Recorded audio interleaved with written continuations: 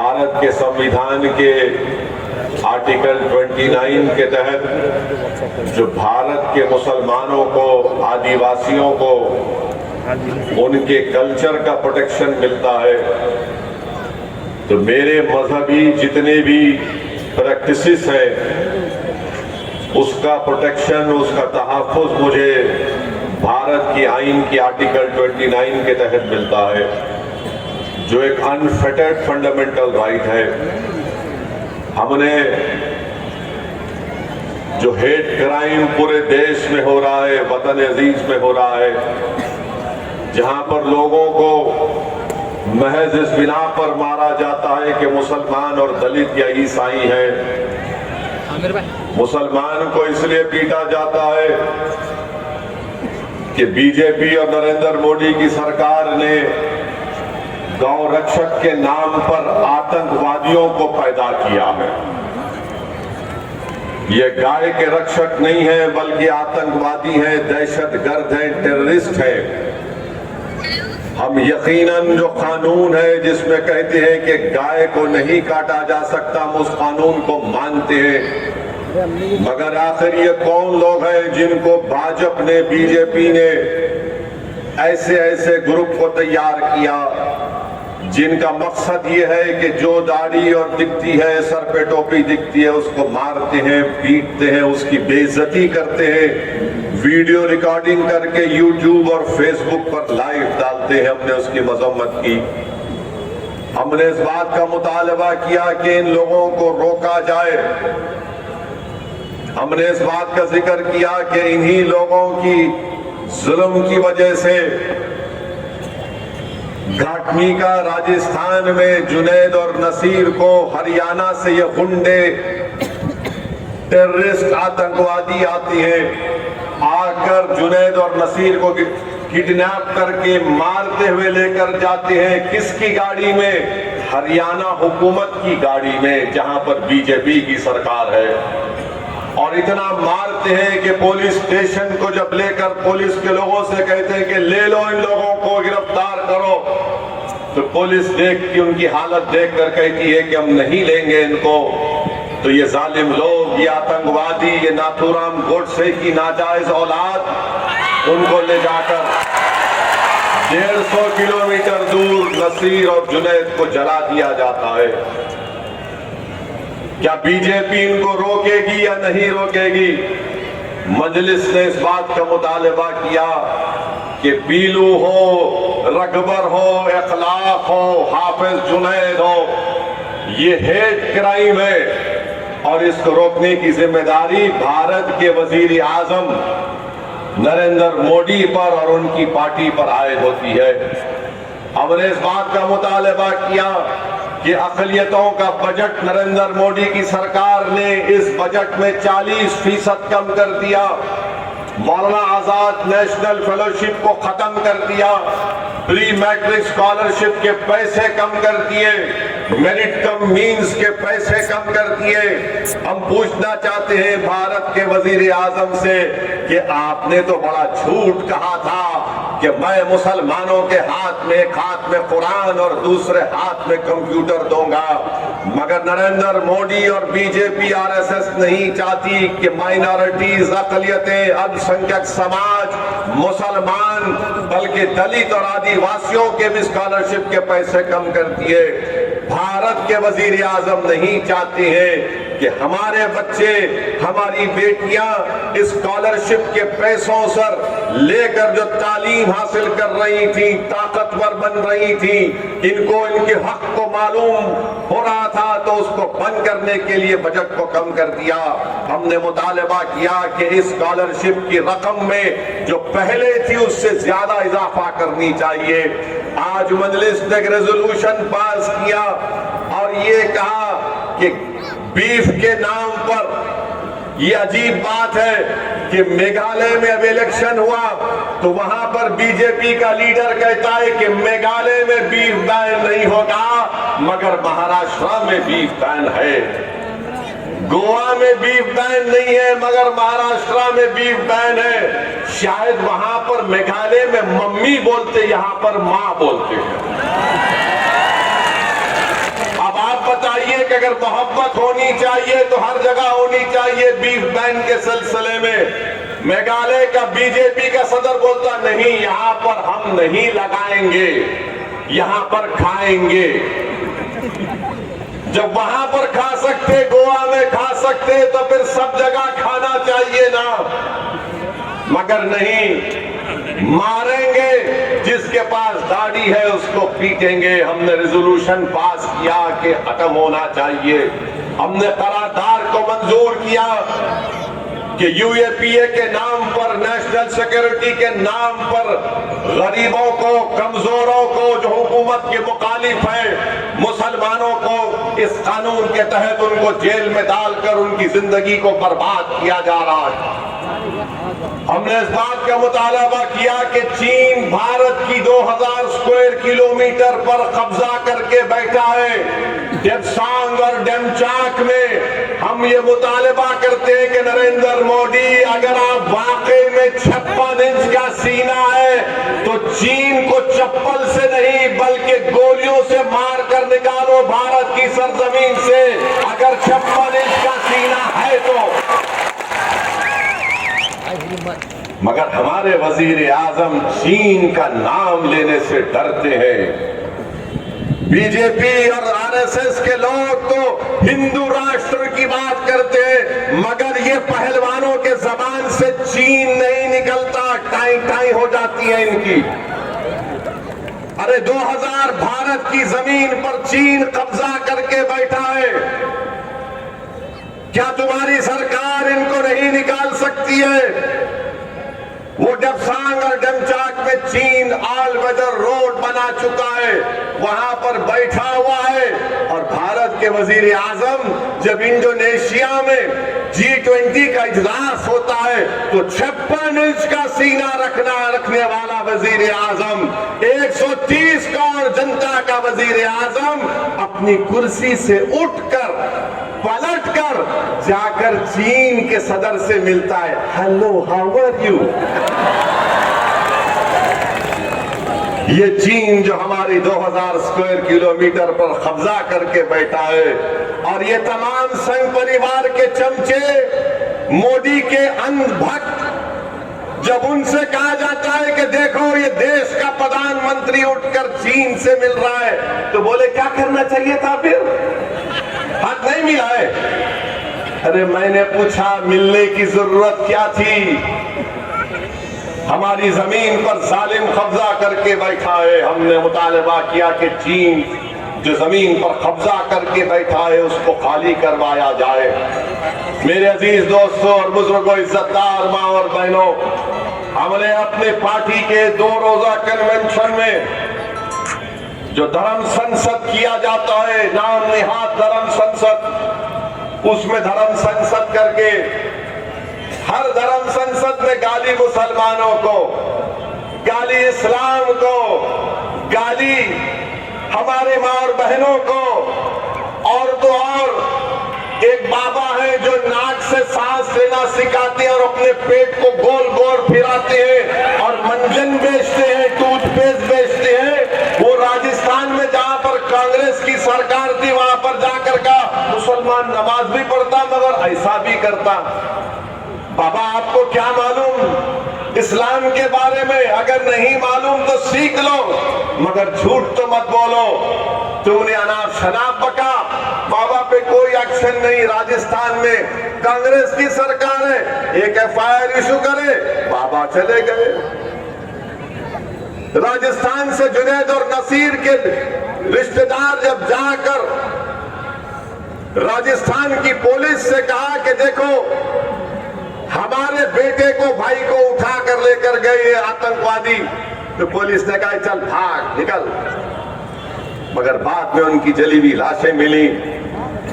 अगर उनको पुलिस हरकत में आ जाती तो वो जालिम लोग जुनैद और नसीर को लेकर राजस्थान का बॉर्डर क्रॉस करके हरियाणा में नहीं जा सकते थे। मेरे अजीज दोस्तों और बुजुर्गों, बीजेपी का एक MP कहता है दिल्ली में मुसलमानों का समाजी सुबह काट करो। बीजेपी के भोपाल की MP बोलती कर्नाटका जाकर वो चाकू तरकारी काटने के लिए इस्तेमाल मत करो, गले काटो। भारत के प्रधानमंत्री आपके एमपी बोल रहे हैं कितनों को काटेंगे। क्या आप गले काटना चाह रहे? कितनों को काटेंगे बताओ आप। और आप ये समझ रहे हैं कि मुर्गी के बच्चे अपनी गर्दन को पेश कर देंगे चाकू के सामने। किसकी मां जनी हमारा गर्दन काटा जा सके बताओ हमको। कौन है वो जो हमारी गर्दन काटना चाहता है? बताओ, मैदान और वक्त मुकर्रर करो, हम भी देखना चाहते हैं। और याद रखो, अगर तुम मुझे काट भी दोगे तो मैं अल्लाह के नाम पर शहादत पाऊंगा, मैं मरूंगा नहीं, जिंदा रहूंगा। मैंने जुनैद और नसीर को कहा कि शहीद है, जिंदा है, इनको मुर्दा नहीं कहा जा सकता। तो मीडिया में जो 6 बजे और 9 बजे बैठकर मोदी को अपने पप्पा कहते हैं, उन्होंने बड़ी तकलीफ हुई कि जुनैद और नसीर को वैसी शहीद कह रहा है। आज शहीद है, जिंदा है, उनको अल्लाह ग़िज़ा देता, तुमको नहीं मालूम। जुनैद और नसीर शहीद है और आप जो है आपकी एमपी पे कोई एक्शन नहीं लेते, कोई एक्शन नहीं बीजेपी की तरफ से। और भारत के प्रधानमंत्री बोलते हैं, एक गाना, पुराना गाना गाते हैं भारत के प्रधानमंत्री। उसकी ट्यून ऐसी है कि सबका साथ, सबका विश्वास, सबका विकास, सबका प्रयास। प्रधानमंत्री, ये गाना बहुत पुराना हो गया है, ये गाने में सच्चाई नहीं है, धोखा है। हमने रेजोल्यूशन पास किया कि महाराष्ट्र के मुसलमानों को रिजर्वेशन मिलना चाहिए। यहां पर उद्धव ठाकरे चीफ मिनिस्टर थे, 100 साल पुरानी बूढ़ी कांग्रेस भी थी उसमें, राष्ट्रवादी कांग्रेस भी थी। मराठों को रिजर्वेशन देने की बात किए मगर मुसलमानों को देने की बात नहीं किए। और फिर बोलते कि ओवैसी वोट काटने के लिए आया है। अरे बताओ कांग्रेसियों, तुम सत्ता में थे ना, उद्धव ठाकरे के साथ जो असेंबली में खड़े होकर कहा कि मैं और मेरी पार्टी ने 6 दिसंबर को बाबरी मस्जिद को शहीद किया।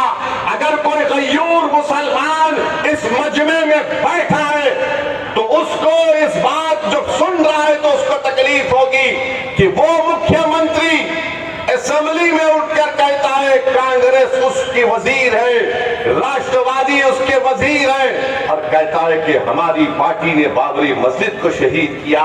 अरे कांग्रेसियों, अगर तुम में सेकुलरिज्म इतना राय बराबर जिंदा होता, शरद पवार, अगर आपके पास सेकुलरिज्म राय बराबर जिंदा होता तो चुल्लू भर पानी में डूब मरते, तुम छोड़ के चले जाते। मगर नहीं, तुमने मुसलमानों को नहीं, भारत के उन गयूर हिंदुस्तानियों को बेइज्जत किया जो आज भी भारत से मोहब्बत करते हैं। सत्ता में बैठा है चीफ मिनिस्टर, कहता है कि मैंने बाबरी मस्जिद को शहीद किया हमारी पार्टी ने। और लोग बोलते हैं शिवसेना अब सेकुलर हो गई है। अच्छा, कैसे सेकुलर हुई है भैया बताओ? ये सेकुलरिज्म का सर्टिफिकेट बांटने वाले, ये लाला की दुकान पर बैठकर सर्टिफिकेट बांटने वाले, जो कोई कहता है कि मैं और मेरी पार्टी ने बाबरी मस्जिद को शहीद किया, वो सेकुलर हो गया है। मैं चैलेंज कर रहा हूं आज के जलसे से शरद पवार साहब को और वो कांग्रेस के वो साहब जो पूरा भारत फिरे हैं। बताओ शिवसेना सेकुलर है या कम्युनल है? बताओ, जवाब दो, सेकुलर है या कम्युनल है? उसके बाद आप फैसला करो कि ओवैसी इलेक्शन लड़ना चाहिए नहीं लड़ना चाहिए। ये जाकर इख्तिदार की हवस में 15 साल कांग्रेस के पास इख्तिदार था, मगर उद्धव ठाकरे मुख्यमंत्री बने तो बोले हम भी पीछे आ जाते हैं, हम भी भूखे हैं, प्यासे हैं, गरीब हो चुके हैं, हमारे घर वीरान हो चुके हैं, हमको भी एक गाड़ी के ऊपर लाल लाइट चाहिए जो टाई टाई टाई करके रोड पर चल सके। कांग्रेस दौड़ते हुए गई, उद्धव ठाकरे के दामन को पकड़ लिया। राष्ट्रवादी कांग्रेस ने कहा, जब राष्ट्रवादी कांग्रेस तो सुबह कितने 8 बजे 6 बजे सुबह 6 बजे उठ के अजीत पवार और देवेंद्र फडणवीस दोनों सगे भाई बन गए। सगे भाई बन के गवर्नर ने उनको शपथ भी दिला दी। ऐसा नजर आ रहा था कि मेले में दोनों भटक गए थे, बचपने में मिल गए आकर। वो सेक्युलर हो जाते हैं और ओवैसी इलेक्शन हुआ तो वोट काटता है।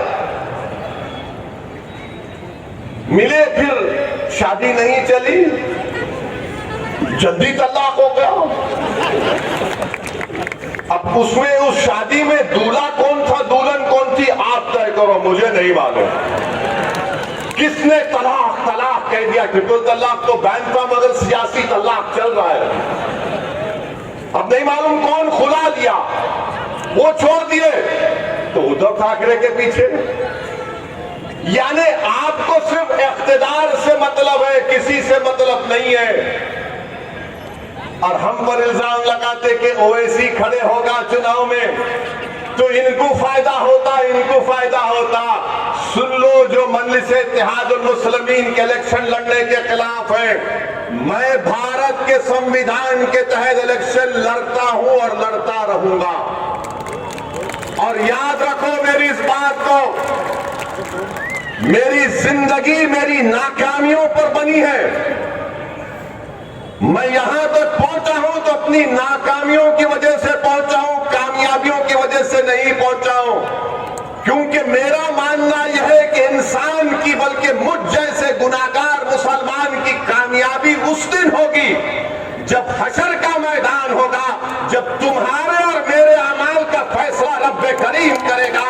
जो राय बराबर नेकी करेगा उसके सीधे हाथ में नामा अमल दिया जाएगा, जो बदकिस्मत होगा उसके बाएं हाथ में दिया जाएगा। बल्कि मेरा मानना यह है कि मेरे पास कोई नेकियां नहीं है। अगर अल्लाह मुझे बख्शेगा, जो गफूर रहीम है, तो रसूलुल्लाह सल्लल्लाहु अलैहि वसल्लम की शिफात मुझे बख्शाएगी, मेरे अमाल मुझे नहीं बख्शाएगी। और जो लोग इल्जाम लगाते हैं मुझ पर, मैं तुमको अल्लाह के हवाले करता हूं, लगाओ कितना इल्जाम लगाते, तुम जिंदगी भर लगाओ मुझ पर इल्जाम, मगर मेरे कदम डगमगाने वाले नहीं है। इलेक्शन लड़ूंगा, एक लड़ूंगा, हारूंगा, फिर लड़ूंगा। जिंदगी की जब तक अल्लाह जिंदगी में इन सांसों को बरकरार रखेगा, मजलिस का सिपाही जब तक अल्लाह रखेगा, मैं इलेक्शन लड़ूंगा, मेरे साथी इलेक्शन लड़ेंगे। हम लड़ेंगे जालिमों के खिलाफ, हम मजलूमों के हक के लिए लड़ते आए, लड़ते रहेंगे। हम नौजवानों के रोशन मुस्तकबिल के लिए लड़ते आए, लड़ते रहेंगे। हम अपनी माँ और बहनों के चेहरों पर मुस्कुराहट देखना चाहते हैं, इलेक्शन लड़ेंगे। हम अपने घरों में अपनी बेटियों की हंसी की आवाज सुनना चाहते हैं, लड़ेंगे।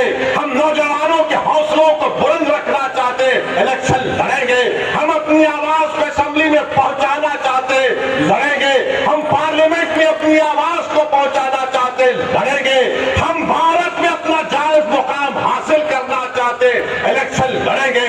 मस्जिदों की हिफाजत करेंगे, इलेक्शन लड़ेंगे। शरीयत को बचाएंगे, इलेक्शन लड़ेंगे। अरे हम अपना हक लेके लड़ेंगे। लड़ने से हक मिलता है, कोई कमजोर रहेगा तो हक नहीं मिलता उसको।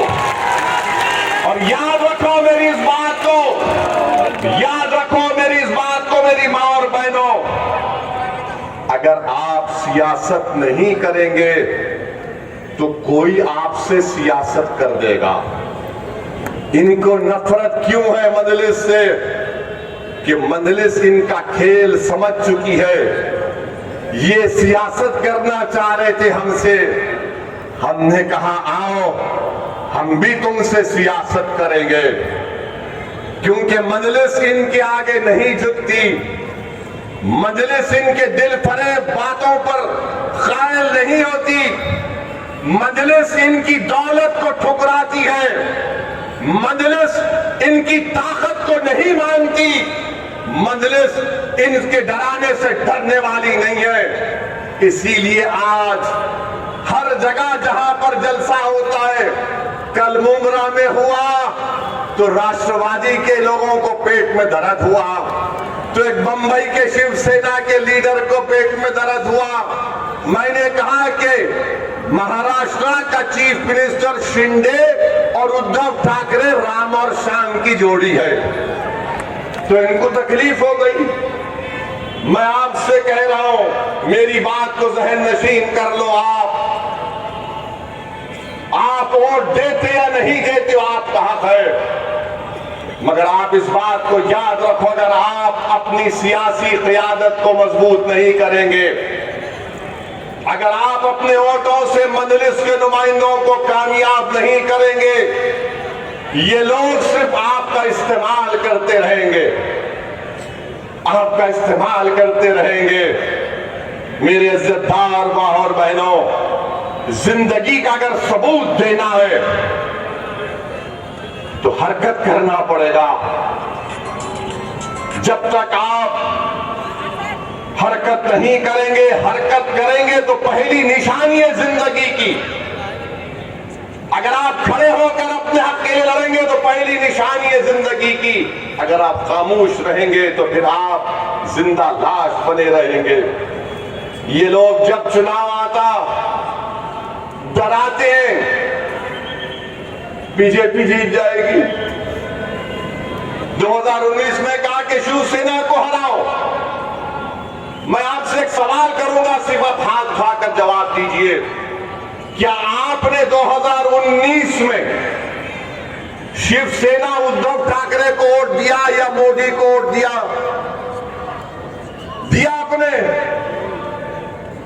कितनों ने नहीं दिया तो उठाओ। शर्माओ नहीं, कुछ नहीं होता। नहीं आते मोदी, यहां पे ओवैसी खड़ा है। अब आप खुद सोचो, यहां पर बीजेपी का एमपी कैसे जीत गया? मैं आपको आके बोला था कान में, या मैं किसी के कान में जाकर ऐतल कुर्सी पढ़ के फूका? आजकल बहुत हो गए फूकने वाले। कैसे जीता बीजेपी? आप जिम्मेदार हैं। कौन जिम्मेदार है? आप जिम्मेदार हैं बीजेपी की कामयाबी के लिए? आप तो नहीं है ना। कौन जिम्मेदार है? जो वोट देते हैं। मगर इनको क्या लगता है ओवैसी क्यों आया? ये भारत मेरा है, और मेरा इसलिए भी है कि मैं बरसों से कह रहा हूं, जब हमारे पूरे इंसानियत के अब्बा को अल्लाह ने दुनिया में भेजा तो अब्बा यहां पर आए, अम्मा जिद्दा में गई। पूरे इंसानियत की ये अब्बा का देश है हमारे, और अब्बा की जगह से किसी को आप हक तलफी नहीं कर सकते। मेरे अजीज दोस्तों और बुजुर्गों, इसीलिए आपसे अपील कर रहा हूं कि मसाइब और मुश्किलात तो जरूर है, मगर मैं आपको बता रहा हूं ये रात लंबी रहने वाली है। ये रात बड़ी लंबी रहने वाली है। मेरी इस बात को याद रखो। आप फिरका परस्ती को अगर शिकस्त देना है, फाशिज्म को अगर हराना है, नफरत को खत्म करना है, जालिम के जुल्म को रोकना है, मजलूमों को उनका मुकाम दिलाना है, तो आपको वोट लेने वाले बनना पड़ेगा। आपने बरसों से वोट दिया है। जब आप वोट लेने वाले बनेंगे तब आपके वोट की अहमियत बढ़ेगी, आपकी आवाज की अहमियत बढ़ेगी। अगर आप सिर्फ वोट डालते रहेंगे, अब क्या कह रहे? नहीं, शिवसेना अब सेकुलर हो गई। शिवसेना के दो टुकड़े हो गए, दो टुकड़े हो गए, एक इधर गिरा एक उधर गिरा। दिल के टुकड़े हजार हुए, अच्छा हुआ, दो टुकड़े हो गए। मगर दोनों टुकड़े कहते हैं कि हम हिंदुत्व को मानने वाले हैं। हिंदुत्व का मतलब क्या है? कि सावरकर ने हिंदुत्व को डिफाइन किया। उसने साफ तौर पर लिख दिया कि भारत के मुसलमान, ईसाई, इस मुल्क को अपना मुबारक सरजमीन नहीं मानते, ना होली लैंड मानते, ना मदरलैंड मानते। ये हिंदुत्व है। अगर और बोलना शुरू करूंगा तो लंबा वक्त लगेगा। अब आप फैसला करो कि जो हिंदुत्व को मानने वाले हैं। अच्छा, और मैं पूछना चाहता हूं आप तमाम से कि अगर कोई आपके बाप के कत्ल में, आपके बाप के वालिद के कत्ल में साजिश करता है, तो क्या आपका हीरो हो सकता है वो? जो आपके बाप के कत्ल में कॉन्स्पिरेसी करता है, क्या वो आपका हीरो हो सकता है? आपका हीरो हो सकता है? तो सावरकर महात्मा गांधी के कत्ल में कॉन्स्पिरेटर था। और किसने लिखा? ये मैंने नहीं, justice Kapoor commission, inquiry commission की रिपोर्ट में सुप्रीम कोर्ट के चीफ जस्टिस थे जस्टिस कपूर, कि उस वक्त की बंबई की पुलिस ने सही तहकीकात नहीं की थी। जो मेरे बाप के कत्ल में कॉन्स्पिरेटर है, वो इनके लिए हीरो है। मैंने पार्लियामेंट में कहा था कि अनकरीब नरेंद्र मोदी की सरकार भारत में दो बाबा कौम को बना देगी, यानी to father of the nation. एक सौतेला होगा, एक सग्गा होगा। एक गांधी होगा सौतेला, और हो सकता कि Savarkar father of the nation बना दे मोदी, और शिवसेना तायीद कर दे। ये मैंने पार्लियामेंट में कहा था। अब आप बताइए, जो लोग कहते हैं शिवसेना सेकुलर है, मुबारक हो तुमको, तुम्हारी सोच को, मगर तुम अपने जाती मफादात के लिए इस तरह का प्रोपेगेंडा कर रहे हो। मैं चुनाव लड़ता हूं, मैं तो आरएसएस के खिलाफ बोलता था और बोलता रहूंगा, क्योंकि मैंने पढ़ा है, चाहे वो गोलवालकर की बंच ऑफ थॉट्स हो, या वी और नेशनहुड डिफाइन हो, या फिर दीनदयाल उपाध्याय की किताब हो, या फिर इनके तमाम स्टेटमेंट्स हो। मैं जानता हूं आरएसएस क्या है, मगर जो लोग आरएसएस से बात करना चाह रहे हैं, बताओ तुम क्या करने जा रहे हो? मेरे अजीज दोस्तों और बुजुर्गों, लोग कहते हैं कि सेकुलरिज्म को बचाओ। यकीनन पिछले 8 साल में जब से भारत के वजीर आजम नरेंद्र मोदी बने हैं, मॉब लिंचिंग बढ़ गया, हेट क्राइम्स बढ़ गए, लव जिहाद के नाम पर मारम पीटी बढ़ गई, रिलीजियस कन्वर्शन के नाम पर गलत गलत कानून बनाए गए, दिल्ली में फसादात हुए, यूएपीए लगा। मगर इसके बावजूद भी लोग बोलते हैं कि सेकुलरिज्म का साथ दो, इन सो कॉल्ड पार्टीज का साथ दो। मैं बताता हूं फर्क क्या है। फर्क ये है कि जुनैद और नसीर की जली हुई लाशें उसके घर को आई। जुनैद के घर को मैं गया था जमील खां के साथ, और जुनैद के 6 बच्चे, और जुनैद का बड़ा भाई जो नीम पागल है उसके 7 बच्चे, यानी 13 बच्चों की जिम्मेदारी जुनैद पर थी। जुनैद और नसीर के घर में जली हुई लाशें आई। मोबाइल बंद कर दी। जहां पर जुनैद को ट्रेन में 16 साल के बच्चे को मार दिया गया, उसकी लाश अपने बाप के घर को गई। रगबर को मार दिया गया, उसकी लाश उसकी बीवी के पास गई जो बेवा हो गई। पीलू खान को मारा गया। अब बताओ आप, इनको क्या होता है? ये सेकुलर पार्टियों को ये सिर्फ जेल को जाते हैं, हम कब्र में जाते हैं। ये जेल को जाते हैं, हम कब्रों में जाते हैं, और जेल से जल्दी बेल भी मिल जाती है। आप बोलेंगे वो कैसे? तो क्या नवाब मलिक को बेल क्यों नहीं मिलती? नवाब मलिक को बेल मिली, किसको मिली फिर? जोर से बोलो, डर रहे कहीं को, और जोर से बोलो। नवाब मलिक को नहीं मिली। आजम खान का सियासी कैरियर पर क्वेश्चन मार्क लग गया। मैं खाली ब्लूटूथ से बात कर रहा हूँ। आप बताओ फिर, एक जर्नलिस्ट का उत्तर प्रदेश में 2 साल के बाद बेल होती है, तो उसकी जमानत के लिए कोई तैयार नहीं होता श्योरिटी देने के देखिए, मैं सलाम करता हूं हमारे उस हिंदू भाई को जो जर्नलिस्ट है, जिसने अपने घर के कागजात ला कर रखा है। 20 दिन कोई श्योरिटी देने तैयार नहीं हुआ। मेरी इज्जतदार मां और बहनों, मेरे बुजुर्गों, मेरी एक एक बात पर गौर से सोचिए, अच्छा फैसला लीजिए।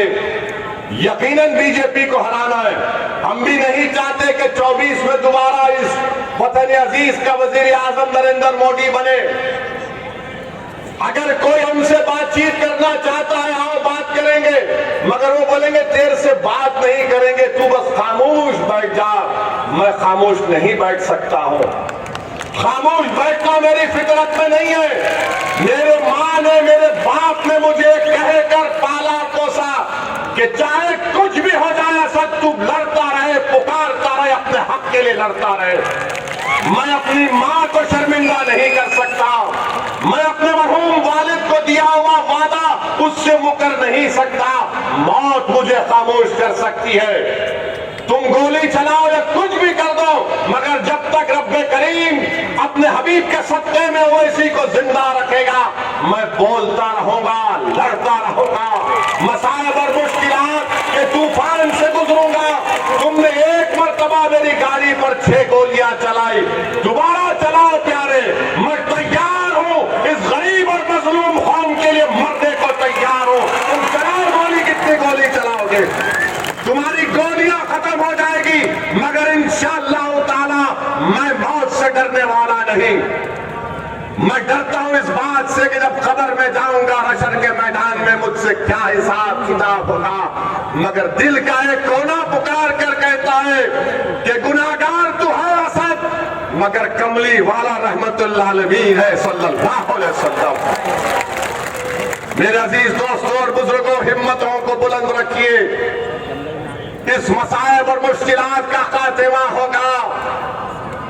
अगर दिल में खौफ पैदा होता है कि जुनैद और नसीर से ऐसा हुआ,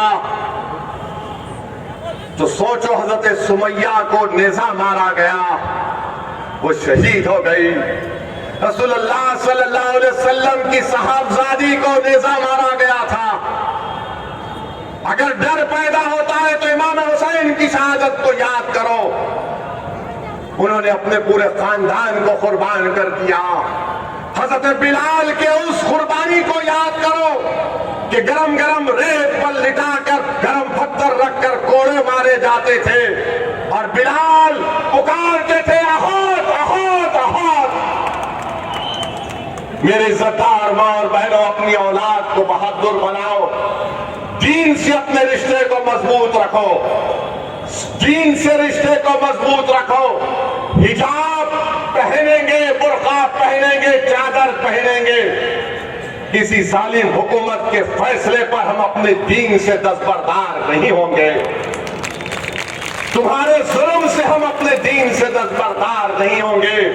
मेरी शनाख्त अगर है, मेरी पहचान है, तो मेरी दीन से, मेरी निस्बत जो नबी करीम सल्लल्लाहु अलैहि वसल्लम से है, वही तो मेरी पहचान है। अगर वो नहीं तो फिर क्या है मेरे पास? अच्छे उम्मीदवार को रखेंगे।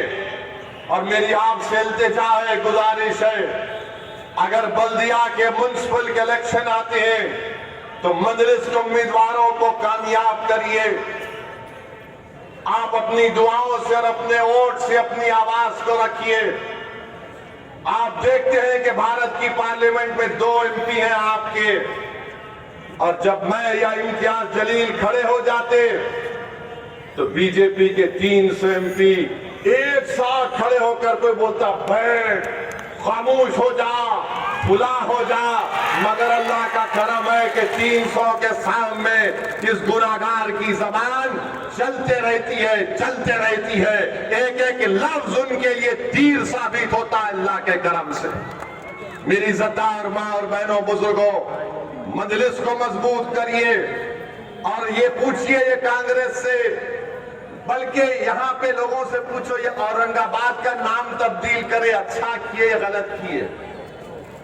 औरंगाबाद का नाम तब्दील कर दिए। कितना टाइम हो गया? 2 मिनट है, बोल सकते, 120 सेकंड है। औरंगाबाद का का नाम तब्दील करे। पूछो कांग्रेस से, औरंगाबाद का नाम क्यों तब्दील करे, उस पर कुछ बोलो, बोलेंगे नो नो नो, बीजेपी को हराने का। अगर हम कुछ बोलेंगे तो हमको हिंदू वोट नहीं मिलेगा। अरे बीजेपी को हराने का तरीका यह है कि आइडियोलॉजी पर मुकाबला करो। जुल्म का मुकाबले से, जुल्म से करने से जुल्म खत्म नहीं होता, बल्कि जुल्म का मुकाबला मजलूम को ताकतवर बनना पड़ेगा।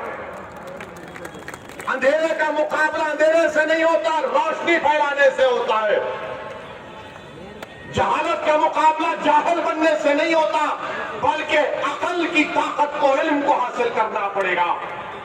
ये लोग डरा रहे हैं। बीजेपी तो भारत की राजनीति से मुसलमानों को गायब कर चुकी है। अब ये लोग, ये जो अपने आप को सेकुलर कहते चाहते हैं कि मुसलमान को गायब कर दिया जाए, और आपका काम सिर्फ एक गाय बकरी की तरह जाकर वोट डालते रहे। मैं एक ही बात आपसे कहकर रुखसत हो जाऊंगा। कभी आपने देखा है कि जब बकरे को जुबा किया जाता है तो बकरा चाकू चलने से पहले पैर हिलाता है, मरने से पहले पैर हिलाता है। अरे कम से कम हरकत करो मेरे भाई, हरकत करो। याद रखो, तुम हरकत करोगे उसमें बरकत आएगी। खामोशी को तोड़ो, इस डर को तोड़ो, हिम्मत को बुलंद रखो। जुनैद और नसीर जिंदा है, इखलाक जिंदा है, पीरू खान जिंदा है।